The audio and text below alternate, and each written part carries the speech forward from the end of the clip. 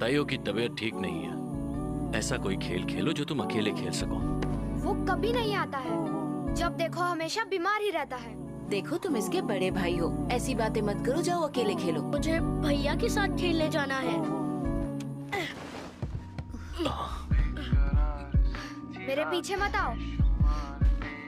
कहा ना, मेरे पीछे मत आओ। मैं अब अकेला ही खेलूंगा, तुम जाओ। जाओ जाकर ग्लव्स लेकर आओ। यस।